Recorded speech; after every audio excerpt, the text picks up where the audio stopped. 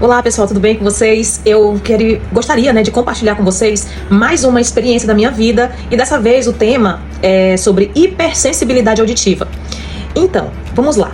Hipersensibilidade, já está dizendo hiper, tem uma projeção ao ouvir muitas coisas com muitas nuances. Você ouve barulhos que normalmente as pessoas nem ouvem, não conseguem ouvir, ou que as pessoas ouvem, mas podem, por exemplo, continuar uma conversa, continuar se concentrando naquele assunto, porque aquilo é tão longe, é tão distante que não faz diferença, tá? Mas no meu caso, não. Eu tive muitos prejuízos por conta dessa hipersensibilidade auditiva, e no vídeo anterior eu falei pra vocês que quando eu procurei ajuda profissional, a minha queixa mais importante era justamente sobre uma insônia crônica. Eu não conseguia dormir, mesmo.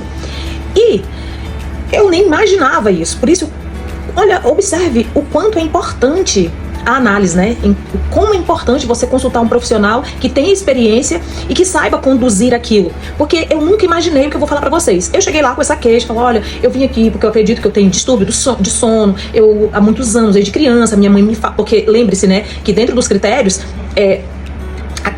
aquelas manifestações têm que vir desde a nossa infância. Pode ser que durante a sua infância você ou seus pais não tenham percebido, mas quando você vai ficando maior, ou quando você começa a ter demandas sociais, ou seja, quando você começa a ir para a escola, quando você começa a ter necessidade de se comunicar com outras pessoas, por exemplo, na faculdade ou no trabalho, aí é que começam a vir as queixas dos outros, as queixas dos terceiros. Então, quando a criança está lá dentro de casa, preservada, isso é muito difícil acontecer, porque a gente aprende a conviver com aqueles sintomas e sinais e acha hiper normal. É por isso que os pais muitas vezes têm dificuldade de aceitar os transtornos, as deficiências de seus filhos, porque para eles é algo tão comum que eles não acham. Por exemplo, quando o meu filho mais velho era criança, as professoras falavam que ele era diferente, que ele falava sozinho, que ele viajava no mundo dele sozinho, que ele fazia imaginações, que ele falava coisas que não tinha nada com contexto escolar e sozinho ali, isolado. E eu dizia, não, que é isso? Não, é porque ele é uma criança sozinha, então ele assiste muito Bob Esponja, ele assiste muito TV, e aí ele tá repetindo isso.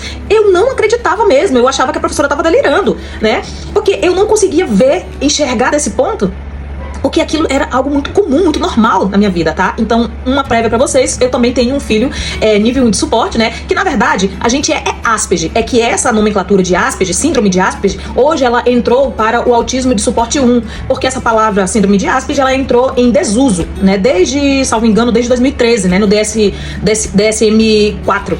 Então, o síndrome de Asperger é justamente as pessoas que têm esse conjunto de dificuldades, mas têm fala preservada e têm uma inteligência boa ou acima da média, tá? Então, todas as pessoas hoje que foi diagnosticado com essa síndrome de Asperger, hoje é colocada dentro do autismo de suporte 1.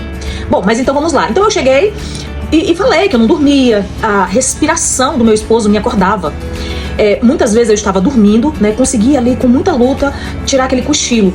Mas se alguém levantasse lá no outro quarto e passasse pela sala, ou mesmo na cozinha, e aí fizesse algum movimento corporal, através, por exemplo, um estalo ali da articulação. Quando a gente anda, geralmente instala, algum ossinho, alguma articulação ali que faz aquele barulho.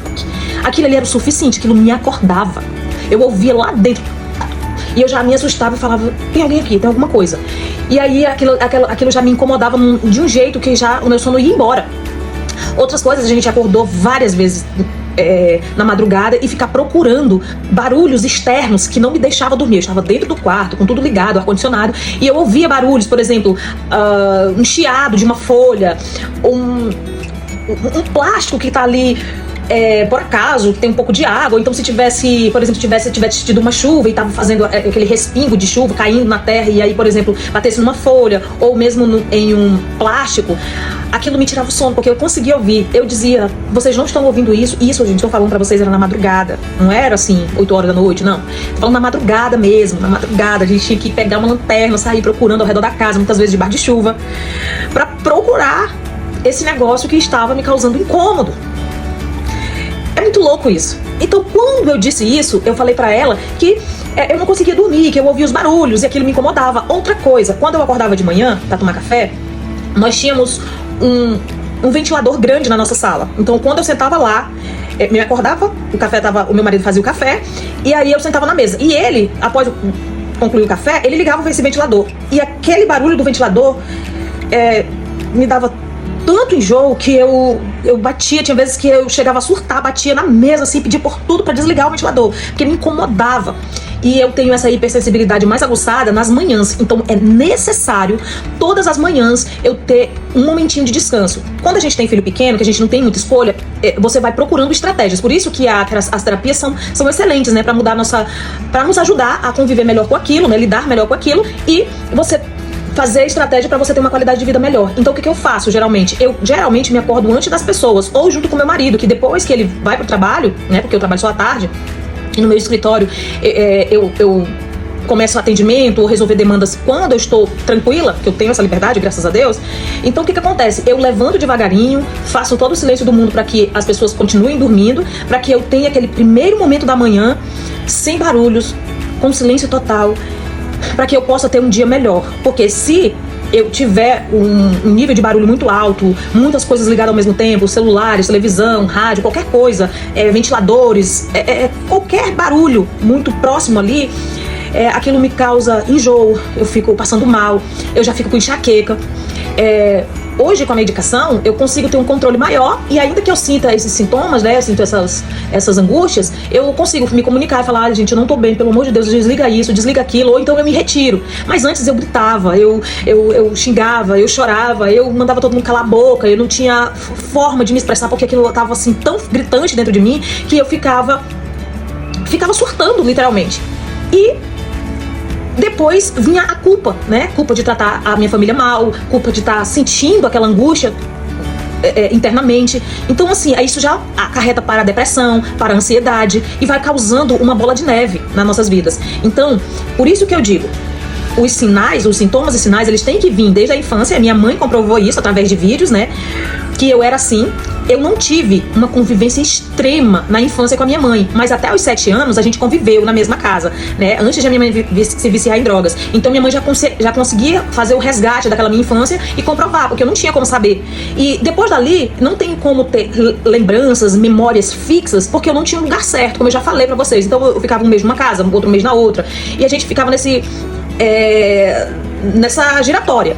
E aí não tem como você fixar muito bem. Mas eu me lembro de muitas coisas que nas casas dos outros eu também sentia. Só que a gente não tem muita autonomia pra falar, você tem que suportar aquele negócio e aí a gente vai disfarçando, a gente vai, como eu posso dizer, a gente vai tentando fazer uma adaptação interna para que as pessoas não expulsem, para que a gente consiga permanecer naquele local por mais tempo. E aí você vai conseguindo, vai forçando igual na terapia ocupacional. Se você tem um medo muito forte de alguma coisa, na terapia ocupacional, um dos treinamentos, uma das técnicas é você enfrentar aquele medo. Então você tem, sei lá, você tem medo do escuro. Então vamos testar, vamos fazendo testes e você vai entrando ali naquele escuro, mesmo que seja por pouco tempo, até você vencer esse medo. Então era que meio que automático. Hoje é que eu já sei disso, né? E sei que acontecia isso comigo. E aí eu fui tendo um processo de adaptação, mesmo que forçado, pra reprimir toda aquela amargura que eu sentia. Mas eu já sentia, sabe? Eu já sentia. Então a gente ia muito pra igreja, eu já sabia o horário que começava o culto, o horário que terminava o culto, e aí eu tinha aquela previsibilidade, então eu fui me acostumando, fui me comportando ali, né, pra me adaptar até mesmo pra sobrevivência. Mas era algo que já me incomodava muito. E aí quando eu me relacionei,